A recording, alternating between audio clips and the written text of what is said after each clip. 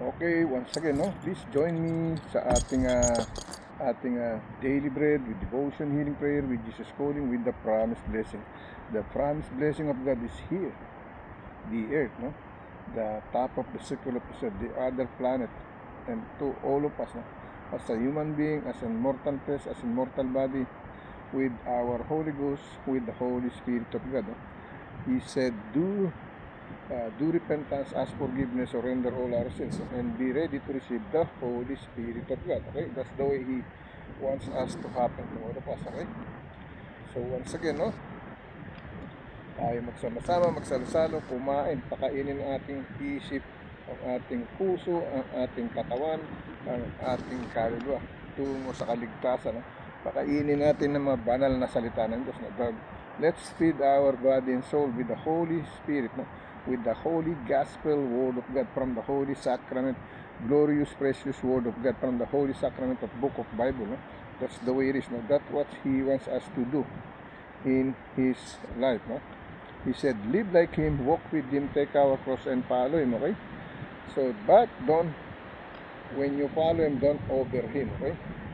Don't walk in front of Him. Just follow Him. That's what He said. That's very clear. No?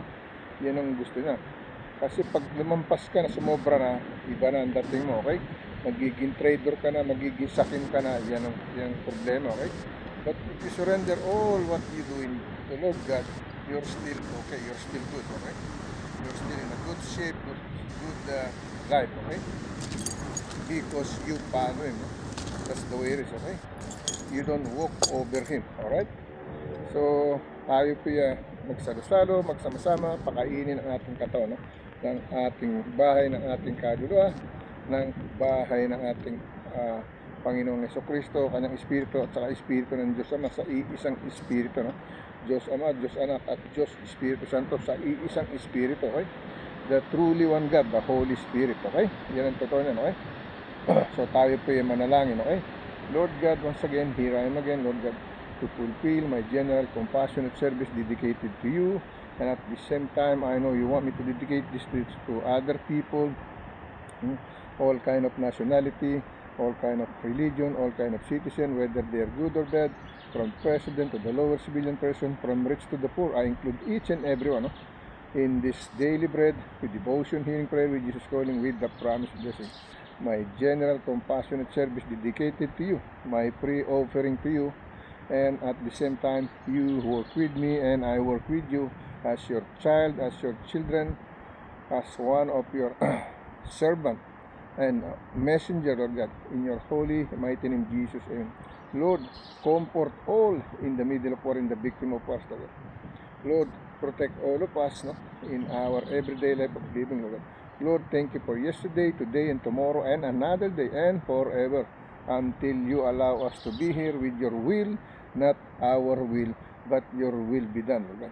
In your holy, mighty name, Jesus. Amen. Lord, healing prayer for all of us, to those who seeking your healing prayer. We know all of us have sickness and illnesses, inside, outside of our human flesh, because no one is perfect except you. You're the only one perfect, because you are the creator, the builder, the maker, the Alpha and Omega, the beginning and the end, the beginning and the end, the first and the last of them, the only mighty God, the Father, the Son, and the Holy Spirit, in truly one Spirit. Amen and amen. Okay? So tayo po magkumain, magbasa ng ating mga banal na salita mula sa ating sagradong librong Biblia. No? Kamusta po sa inyo lahat, no? To all my listeners and viewers, to all mga kanasat pagmamahal sa OFW, to all kind overseas foreign workers. Okay? May the peace of God, the blessing of God, the grace of God, the holy, holy, and limitless love of God be upon all of us, no? As His brother, as His sister, as His children, as His child, no? Daughter and son, no? Mother and father, okay? That's the way it's supposed to be, okay? So, please be with me, no? I'm not here to force you, I'm not here to please you, but I'm here to convince you to feed our body and soul, no? With the holy, precious, glorious Word of God from the Holy Sacrament of Book of Bible, no? To cleanse our Holy Ghost, our holy soul, no? with the Holy Spirit of God, because we are the first temple of God. We are the first church of God. We are the first storehouse of His precious, glorious Word of God, the sacrament of Gospel, Holy Book of Bible. Okay, that's the way it is now. Now let me read in sa ating daily bread muna. Like I said, no, since start yesterday, we read daily bread. No, we start on daily bread, and then God promises, devotion, healing, prayer. No, that's what I'm gonna do right now. Okay. Since yesterday we start on that. Maaring baguhin ni Lord yan, maaring yan pa rin tayo, no? Pero yun ang mas naisip kong paraan para mas maintindihan nyo ng ayos, okay? Here, let me read the devotion healing prayer. Lord God, today I commit to you my present location and situation. May you guide me throughout this life to just be where you want me to be. As I seek to do your will, you are my dwelling place, and I rest under the shadow of your wings. Okay? Yan yung ating Psalm chapter 37 verse 5, but we're gonna read verse 5 to 9. Okay? And the other one is Deuteronomy chapter 1 verse 33. We're gonna read verse 33 to 37. Always 5 verses. Okay? we know my sharing is different from the pastor and priest. I'm not trying to lift myself that I am good. I am not good. I am not perfect. I am a sinner, no? Same as other, no? So just be with me, no? To feed our body and soul with our Holy Ghost, no? As His temple, as His church, as the glorious, precious Word of God, no? With like a storehouse in His gospel word. Okay, let's feed our body and soul. Let me read it for the second time, no? Lord God, I commit to you my present location and situation, no? May you guide me throughout this life to just be where you want me to be, as I seek to do your will, no? Not only my will, but His will, okay? You are my dwelling place. I rest under the shadow of your wings, no? Yan ang sinasabi. Yan yung babasahin natin Psalm at saka Deuteronomy. Pinagkaisa ng dalawa na sinasabi, okay? Alright? Now, let me read in Tagalog version first, no? Before we read that scripture chapter and verse, no? Psalm at saka Deuteronomy, no? Day 20, kadalawampu na araw, no? Nilagay ko rito, araw-araw na panalangin, no? This one, I made this one is, imagine, May 2022, and now is already 2026, no? So, that's the year I was been start, no? When God calls me, I didn't know it's gonna happen. I don't believe before, but it happens, no? I'm here already with you, in front of you, no? Whoever you are, wherever you are, no? I'm here in this kind of service, no? To dedicate to the Lord God, and He saved me from the last time of my life, no? Maybe this decade or maybe more decade that He allowed me to be here, no? To spread His holy gospel word of God from the holy sacrament of book of Bible, right? Not as a pastor, not as a priest, not as a preacher, not as a minister, not as everything as you think of. Only a messenger, servant, that's fine for me, okay? So, dito tayo sa day 20, kadalawampu na araw, no? Araw-araw na panalangin. Panginoon Diyos, no? Ngayon ay pinagkakatiwala ko sa iyo ang aking lokasyon at sitwasyon ng aking magulang, no? Naway patnubayan mo ako sa buhay, no? Na ito upang mapunta lamang ako kung saan mo gusto ako, habang hinahangad kong gawin ang iyong kalooban. Ikaw ang aking tahanan, ako ay ang nagpapahinga sa ilalim ng lihim ng iyong mga pakpak, no? No? Hidage, ano? Ang sabi rito sa English, no? Yung last part, no? I rest under the shadow of your wings, okay? Nagpapahinga ako sa ilalim ng iyong lihim ng iyong mga pakpak, okay? That's what he's trying to say in English, okay?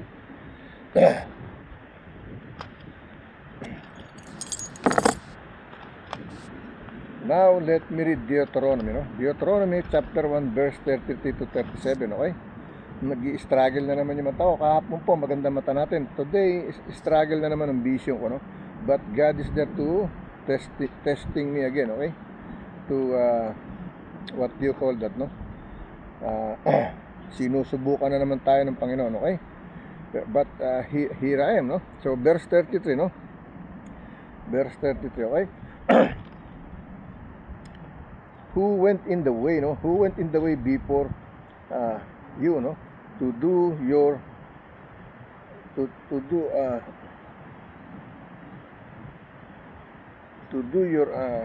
ano to, no? To do your out a place to pitch your tent, no? Hmm? Ang sabi niya rito, no? Who went in the way, no? Before you, no? So to search you out a place to pitch your tent, no? No? In the fire by night and in the fire by night, no? And show you what you and show you by what way you or ye, no, should go, no? And in the clouds by day, no? In the clouds by day. Pag mainit like this one, no? It's too hot, no? So you have under the clouds, no? Nililima kanya, okay? Verse 34, no? Okay? And the Lord heard the voice of your words, no? And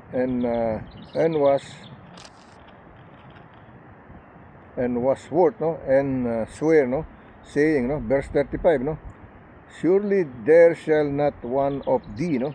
Man of the evil generation, no? See that good land, no? Which I swear to give unto your fathers, no?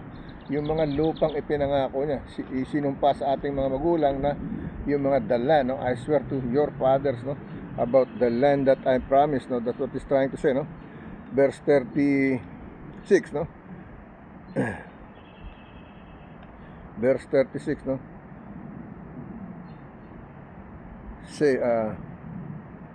save Caleb to the son of Jephunneh, no? He shall see it, no? And to him will I give the land of the with the land of he hath, no, trodden, no? To him I will give the land he hath trodden, no, upon, no? And to his children, because he hath wholly followed the Lord, no? Siya yung sumunod, nakasunod siya, okay? Verse 36, no? Save Caleb, no, the sins of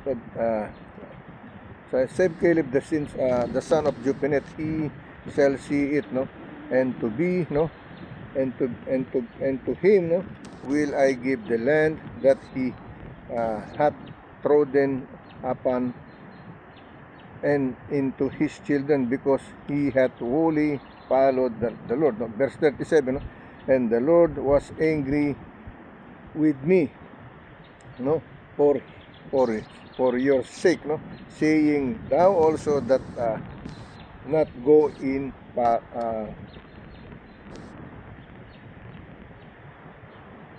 tighter, no? Tighter, yun ang sinasabi. Gi-struggle yung vision ko, okay? Kaya ganun, okay? But God is there to guide me, no? I don't want to give up, okay? So, basahin natin sa Tagalog version, Deuteronomy, Pahina 1, versikulo 33 hanggang 37, okay? Sa Spanish, no? Deuteronomy, kapitulo 1, versikulo 13 hanggang versikulo 33 hanggang 37, no? Sa Tagalog, Deuteronomy, Pahina 1, versikulo 33, versikulo 37, okay? Let me read in Tagalog version, no? Na nagpauna sa inyo, no, sa daan, no, upang ihanap kayo ng dakong mapagtatayo ng inyong mga tolda, no? Kasi this is the house before, no? Before we have this wood, cement, no, etc. Before the house on the like old generation is the tent, no? The skin of the animal, no? When you kill an animal, then you're gonna dry the skin. That's gonna be your clothes and tent and etc. It's gonna be your blanket or pillow, something. That's the way he called tent, no? But now we are different now in this kind of generation, okay? It says here in English, no? Who went you, no? Ang sabi rito sa English, no? Who went in the way, no? Before you, to search you out a place to pitch your tent, no? So yun yung bahay, yung tent, no? yung tolda na sinasabi, tolda, okay? Ang sabi sa Tagalog, tolda, no? Na nagpauna sa inyo sa daan upang ihanap kayo ng dakong mapagtatayo ng inyong mga tolda, okay? That is they call tent in English, no? Tolda sa Tagalog, no? Na nasa apoy pagkagabi, no?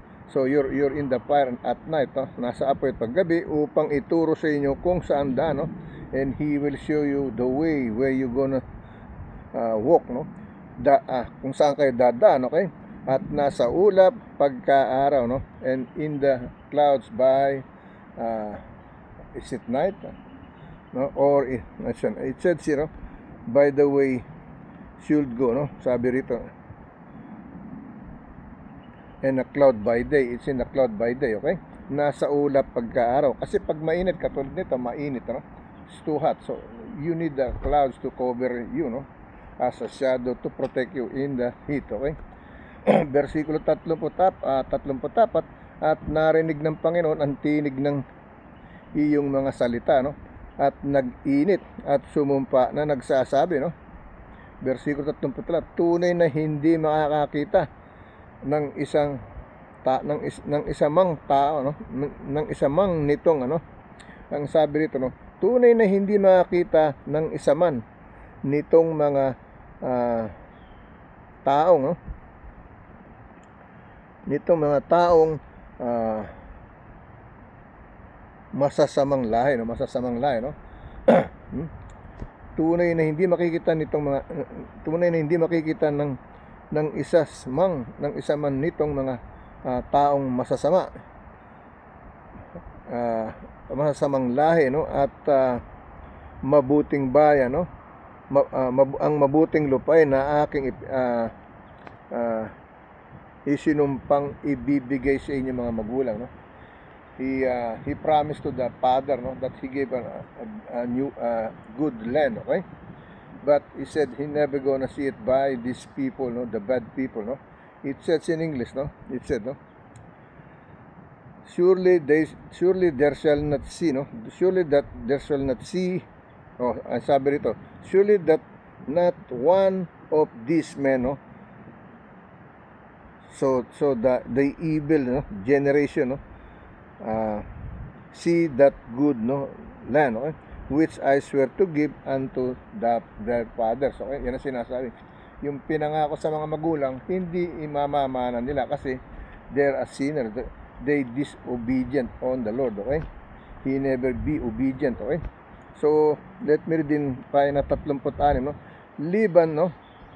Liban si Caleb na anak ni Jepon at siya ang nakakita at sa kanya ko ibibigay ang lupain, okay?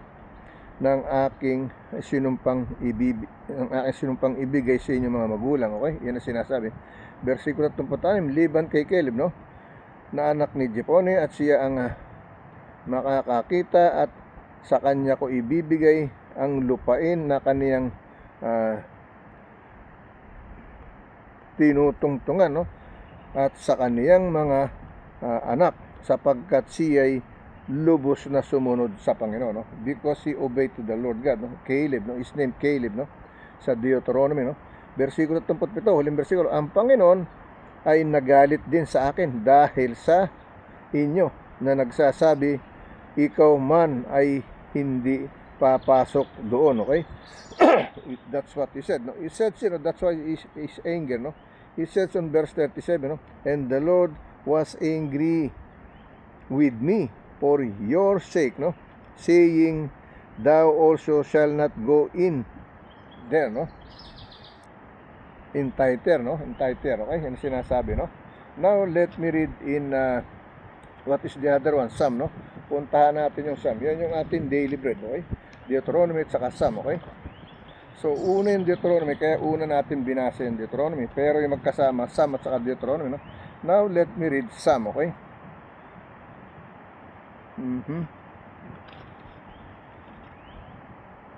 Psalm, where's the other Psalm?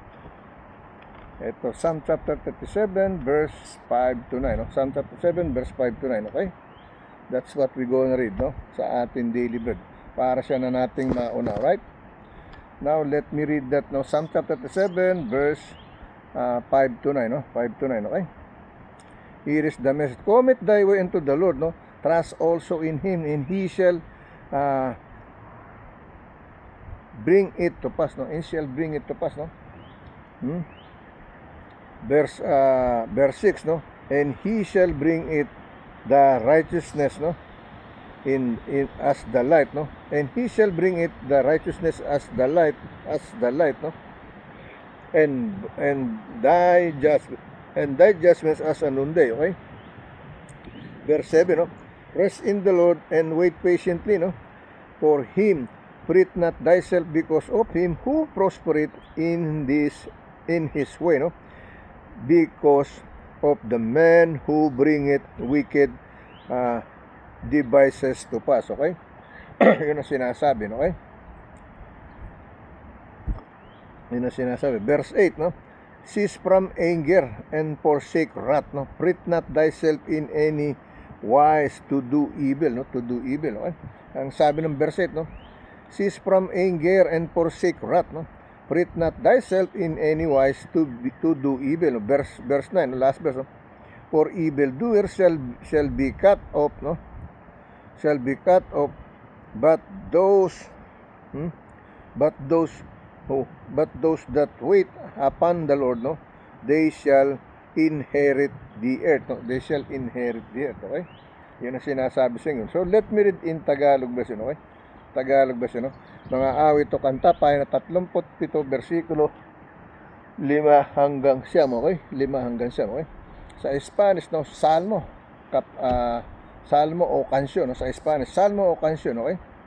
Versikulo, salmo o kansyon, kapitulo 37, versikulo 5 hanggang 9, okay? Sa Spanish, no? Kansyon o salmo, no? Okay? Kapitulo 37, versikulo 5 hanggang 9. Sa Spanish, sa English, no? Psalm chapter 37, verse 5 to 9, no? Verse 5 to 9. Sa Tagalog, my language, no?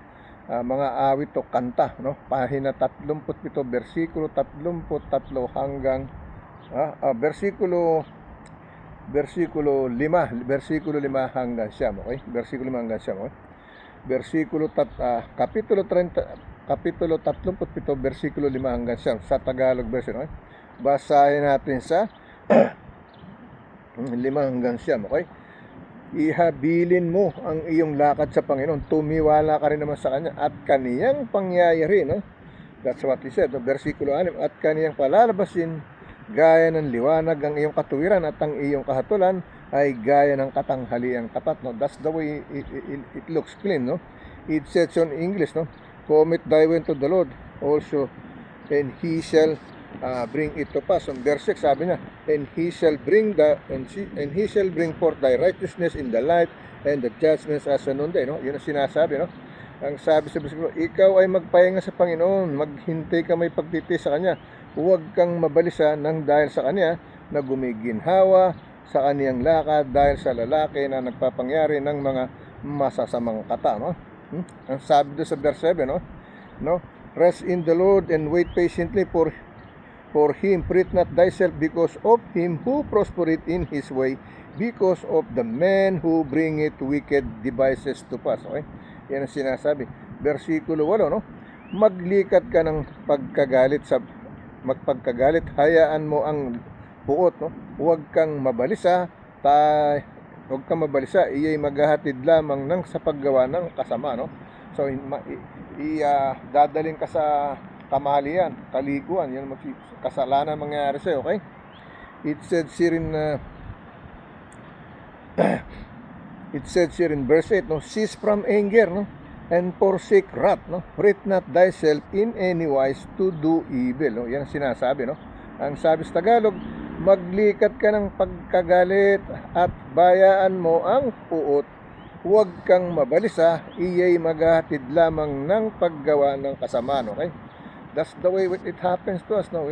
We are so upset, oh, this one is gonna happen, no, I want to happen this. Then we became like evil. We became impatient, no? We become narrow-minded, what do you call this, no? Understanding, no? is supposed to be a wide-minded, no, to understand everything. Okay? Ang sabi sa bersikulo siya, no, sapagkat ang mga manggagawa ng kasamaan ay mga hihiwalay, ngunit yung nagsipaghintay sa Panginoon ay magmamana sila ng lupain. Okay? It says so in English, no, for evildoers shall be cut off, but those that wait upon the Lord, they shall inherit the earth. No? That's what he said. No? So, ang pagkasabi sa Tagalog, pakinggan niyo mabuti, no? Ang sabi sa Tagalog, sapagkat ang mga manggagawa ng kasamaan ay mga hihiwalay, ngunit yung nagsisipaghintay sa Panginoon ay magmamana sila ng lupain. Okay? So, you will be the partakers of the land. Okay? Parang ganun ibig sabihin. Okay? Magmamana, no? For evildoers, no, shall be cut off, and those that wait upon the Lord, they shall inherit the earth. Okay? Yan ang sinasabi, no? Now, let me read. Punta tayo sa ating God promises, no? Punta natin itong God promises. Deuteronomy din, the God promises natin, no? Isusunod na natin. Ganyan ang ginawa natin na, iba-iba na, binago natin, okay? Pinagsunod-sunod natin yung talagang naka-prepared, okay? Now, let's go to the other scripture, no? Sa ating Deuteronomy rin, okay? Balikan uli natin Deuteronomy, okay? Isang Deuteronomy pa rin, no? Deuteronomy chapter 4 naman. Before that, with Deuteronomy chapter 1 verse 33 to 37. Now we're gonna read Deuteronomy chapter 4 verse 29 to 33, no? If you have Bible or not Bible, you have phone, Google it, the verse that I've been reading, okay? So you can still read the message from the Bible, okay? Google it, no? Type the scripture, chapter and verse, and then they will show you, okay? So it's gonna be like you have a Bible already, okay? Now we're gonna read Deuteronomy chapter 4 verse 29 to 33, okay? 29 to 33, no? Here is the message, no? But it from thence, thou shalt seek, no, the Lord thy God, thou shalt find him, if thou seek him with all thy heart and with all thy soul, no?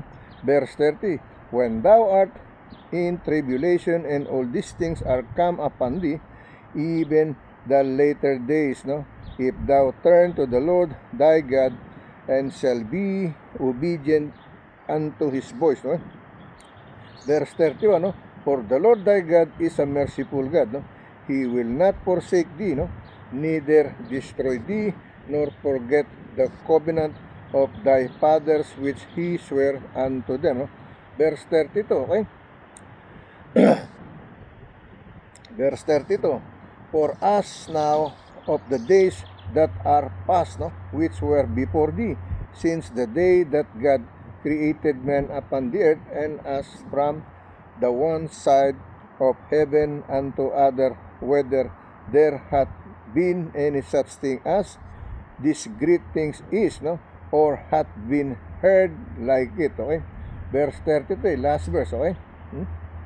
Did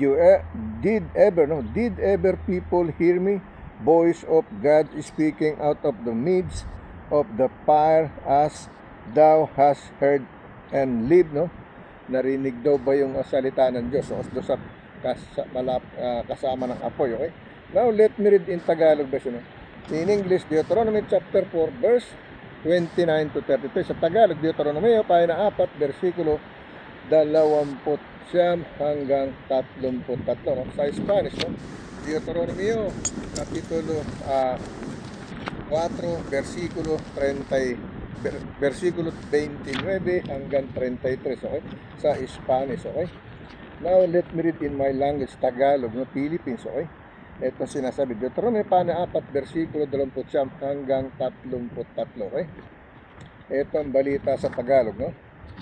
Ngunit mula roon ay iyong hahanapin, no, ang Panginoong mong Diyos, no, at iyong masusumpungan, no, kung iyong hahanapin siya ng buo mong puso at ang buo mong kaluluwa. Versikulo 30, pagka ikaw ay nasa kapighatian at ang lahat ng mga bagay na ito ay dumating sa iyo, sa huling araw ay magbabalik loob ka sa Panginoon mong Diyos at iyong didinggin ang kaniyang mga tinig, no? The voice, no? Didinggin, okay? You will, no? Didinggin, okay? Versikulo 31, sapagkat ang Panginoon ng Diyos ay maawaing Diyos, no? Hindi kaniya pababayan, nililipulin kaniya na kalilimutan ang tipan sa iyong mga magulang na kaniyang isinumpa sa kanila. Okay? Ibig sabihin, versikulo 32, sapagkat ipagtanong mo nga sa mga araw na nagdaan na nang una, no, sa iyo mula ng araw na sa isang hangganan ng langit hanggang sa kabila, no, kung nagkaroon ng gaya ng dakilang bagay na ito o may naririnig na gaya nito. Okay? Ibig sabihin, okay? It says in English, no, For us now of the days that are past, now which were before thee, since the day that God created man upon the earth, and us from the one side of heaven unto the other, whether there hath been only such thing as the great things is, no? Or hath been heard like it. Okay? Ito yung versikulo 33, no? Versikulo 33. Ang sabi ko, narinig ba kaya kailanman, no?